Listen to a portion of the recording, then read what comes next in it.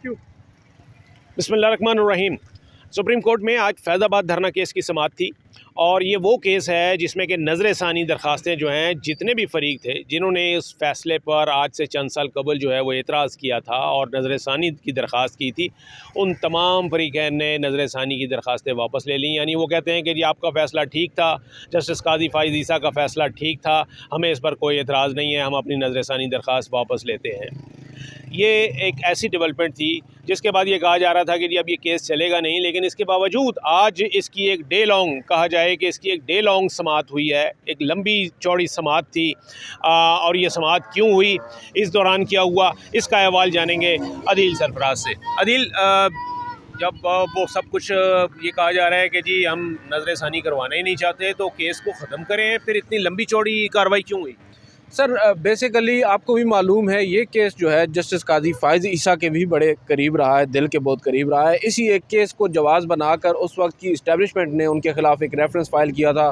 उनकी पूरी फैमिली उससे मुतासिर हुई थी, उन्होंने केस फ़ाइट किया और बाद में एग्जोनरेट हुए। और अब जाकर तकरीबन 4 साल गुजर जाने के बावजूद जो रिव्यू पिटिशंस उस वक्त फ़ैसले के ख़िलाफ़ दायर की गई थी, आपको मालूम है वो समाअत के लिए मुकर्रर ही नहीं हुई। जस्टिस गुलजार का दौर, हफ्स सईद खोसा का दौर गुजर गया, गुलजार साहब का दौर गुजर गया, उमर अता बंदयाल साहब का दौर गुजर गया और अब जाकर जब जस्टिस काज़ी फ़ाइज़ ईसा चीफ जस्टिस बने और उन्होंने आते ही अगले हफ्ते के लिए इस मामले को समाअत के लिए मुकर्रर किया और जैसे ही काज लिस्ट जारी हुई, तमाम इदारों की जानिब से ये दरख्वास्तें आना शुरू हो गई कि हम अपने रिव्यूज़ जो हमने 2019 में फ़ैसले के ख़िलाफ़ फ़ाइल किए थे वो वापस ले रहे हैं, विड्रॉ कर रहे हैं। उस पर उन्हें सस्पेशन ये हुई कि आपको याद होगा जब ये रिव्यूज़ पहली दफ़ा फ़ाइल हुए थे उस वक्त भी एक साथ एक ही दिन फ़ाइल हुए थे और तकरीबन तमाम की जो ड्राफ्टिंग है वो भी सेम थी, तो सस्पिशियस तो थे।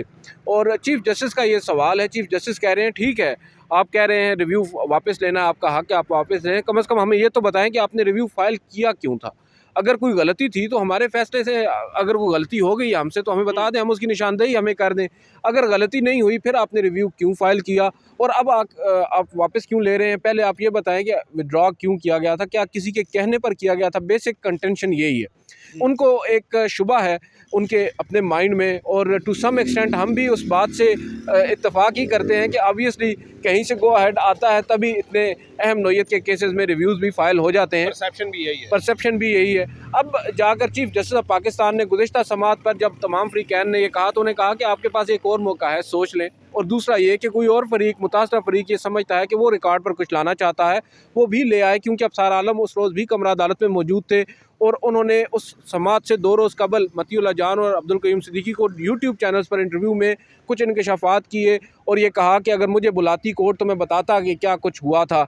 तो अब चीफ जस्टिस ने कहा कि हम आपको कहते हैं कि आपके पास अगर कुछ है तो आकर रिकॉर्ड पर बता दें। अफसार आलम साहब ने एक बॉम्ब शेल गुज़िश्ता रोज़ गिराया। उस बॉम्ब शेल में उन्होंने जनरल फैज़ हमीद का नाम पहली दफ़ा लिया पब्लिकली और कहा कि वो मुझे प्रेशराइज़ करते थे, उसके अलावा आर्मी के ऑफिशियल्स मुझे प्रेशराइज़ करते थे। मैंने उस वक्त के आर्मी चीफ़ को, वज़ीर आज़म को और जो चीफ़ जस्टिस थे साकिब निसार, वज़ीर आज़म उस वक्त नवाज़ शरीफ थे, आर्मी चीफ़ कमर जावेद बाजवा थे, उन तीनों को ख़तूत लिखे, उन्होंने मुझे जवाब नहीं दिया। मरीम औरंगज़ेब ने मुझे फ़ोन करके कहा कि टीवी चैनल्स को बंद करो, शायद खाकान अब्बासी का जिक्र है, तो काफ़ी एक्सप्लोसिव किस्म का उनका रिप्लाई था। आज जो प्रोसीडिंग्स थी बेसिकली वहाँ से ही इनिशिएट हुई हैं। आज की जो प्रोसीडिंग्स हैं आगे बढ़ी हैं, ड्रिवन वहाँ से हुई हैं और जो चेयरमैन पेमरा हैं उनको आज तलब किया गया, आपको मालूम है।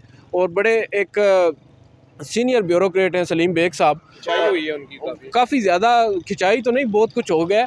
अब सर वो एक सीनियर ऑफिशियल हैं, पहले तो हम उनकी तरफ नहीं आते, पहले उनके वकील, वो भी आपके बड़े पुराने दोस्त हाफिज़ एस रहमान साहब बड़े सीनियर वकील हैं, वो पेश हुए तो अदालत ने उनसे जब पूछा कि अफसार आलम साहब के रिप्लाई पर आप क्या कहेंगे, उन्होंने कहा कि मैंने अभी तक पढ़ा नहीं। चीफ जस्टिस ने कहा कि पूरे मीडिया में छप गया है, मैंने पढ़ लिया है, सब वकला ने पढ़ लिया है, आप बतौर वकील आपका काम है कि आप पढ़ें। और सोने पे सुहागा उन्होंने जो ऑफिशियल्स उस वक्त पेमरा के बैठे हुए थे कमरा अदालत में, जहाँ तक मुझे याद पड़ रहा है डीजी ऑपरेशंस थे, ताहिर नाम है उनका, उनको बुलाया, उनसे पूछा कि आपने रिप्लाई पढ़ा, उन्होंने कहा जी मैंने पढ़ा है। अब आपके जो वकील हैं उन्होंने पढ़ा नहीं है, जिनका काम है, और जिनका काम नहीं है वो पढ़कर बैठे हैं। उस पर चीफ जस्टिस बरम हुए, उन्होंने कहा कि आप अपने चेयरमैन पेमरा को बुलाएं और वो फिर वक्फा हुआ, 11:30 बजे पे चेयरमैन पेमरा साहब पहुंच गए और फिर उनकी, जैसा कि आपने कहा कि खिंचाई बड़ी अच्छी खासी हुई और उनसे पूछा गया कि आपने रिव्यू क्यों फ़ाइल किया। और यहाँ पर हैरान कुन तौर पर अब जो चेयरमैन पेमरा हैं वो अदालती सवालात का जवाब तो दूर की बात, अदालत को मुतमईन भी नहीं कर सके। एक होता है कि आप अदालत को ऐसा जवाब दे दें जिससे अदालत मुतमईन ना हो, कम से कम जवाब तो दे दें। उन्होंने कोई जवाब नहीं दिया। एक मौके के ऊपर जब अदालती ऑर्डर लिखाया जा रहा था, चीफ जस्टिस ने उनसे पूछा कि हम ने जब पूछा जो क्या नाम है इनका, सलीम बेग साहब, चेयरमैन पेमरा से, कि आपने रिव्यू क्यों फ़ाइल किया, तो उस पर उन्होंने ये कहा, फिर उन्होंने उनको मुखातिब करते हुए कहा कि आप ख़ुद लिखा दें आपने क्या कहा, क्योंकि मुझे तो नहीं पता आपने क्या कहा। तो वो वहाँ पर भी उन्होंने अदालत को कोई जवाब देने से तो चीफ जस्टिस ने वहाँ पर एक बड़ा सख्त लफ्ज़ लिखवा दिया। अब हो सकता है वो ऑर्डर में हो ना हो। उन्होंने कहा कि ही वॉज डम्बफाउंडेड। और उसके बाद फिर उन्होंने इसी तरह की एक बात की तो कोई जवाब नहीं दे सके। फिर उन्होंने कहा कि चीफ, ये जो चेयरमैन पेमरा साहब थे, ही, अगर हम म्यूट कर लें, हाँ जी, ब्रेक वक्फा के कर बाद, लेते हैं। नमाज के बाद, अजान के बाद फिर पॉज कर लीजिए। जी सर। जी, तो अदील, बात ये हो रही थी कि ये जितने भी जर्नैल साहिबान के नाम आए वो तो सब रिटायर हो चुके हैं, और ये बात भी हुई कि जी जब ये कुर्सी से उतर जाते हैं फिर उसके बाद जो है ना वो शिकायतें जो है इस तरीके से सामने आती हैं। जैसे सतर मिनल्ला साहब की जानिब से ऑब्जर्वेशन आई थी, उन्होंने कहा कि, और यहाँ पर मैं ये बात ज़रूर कहूँगा कि मैं भी काफ़ी बड़ा क्रिटिक रहा हूँ माजी में अफसार आलम साहब का, मगर एक कन्विक्शन होती है सर। उन्होंने जो अपनी फ़ाइट की है, जो उनके साथ ज़्यादतियाँ हुई हैं, हमारे सामने हुई हैं। और अब देख लें कि आज वही अदालत है सुप्रीम कोर्ट की जहाँ पर साकिब निसार साहब हुआ करते थे और इनको बोलने नहीं दिया करते थे अफसार आलम साहब को, और इनकी सरजनिश किया करते थे। आज उसी कोर्ट के अंदर एक नए चीफ जस्टिस हैं, उनके साथ 2 और जजेस साहिबान हैं, और वो उनको खराज तहसीन पेश कर रहे हैं। कम से कम कोई तो ऐसा है जिसने ओहदे पर रहते हुए उस वक्त आवाज़ उठाई, उस वक्त मुक़्तदर हल्कों को खतूत लिखे।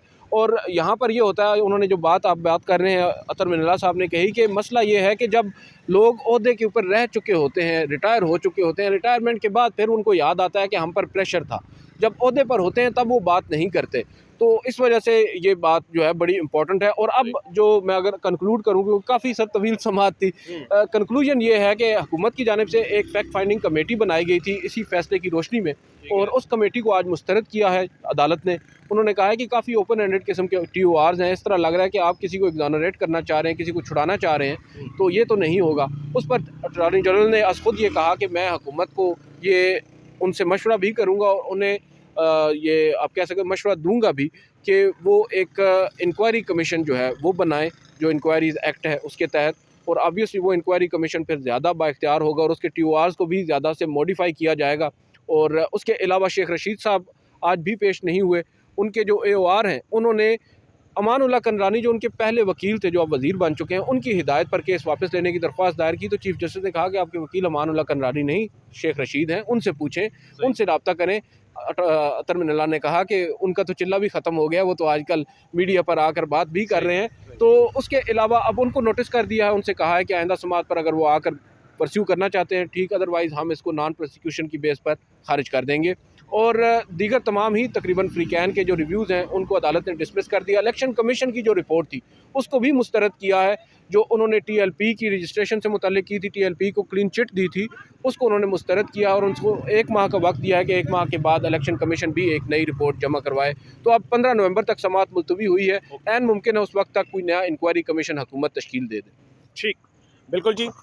ये वैसे तो ये केस जो है बहुत पुराना है, लेकिन इसमें बावजूद इसके कि नज़रसानी दरखास्तें जिसने भी दायर की थी उसने वापस लीं, इसके बावजूद ये केस आगे बढ़ेगा, क्योंकि इंक्वायरी कमीशन जब तश्कील दिया जाएगा और उसमें तहकीकात होंगी तो बहुत से गड़े मुर्दे जो हैं वो भी उखड़ेंगे, और इसके अलावा कुछ नए इंकशाफात जो हैं वो भी सामने आएंगे। लेकिन हक़ाइक़ सामने लाने के लिए ये सब कुछ ज़रूरी है।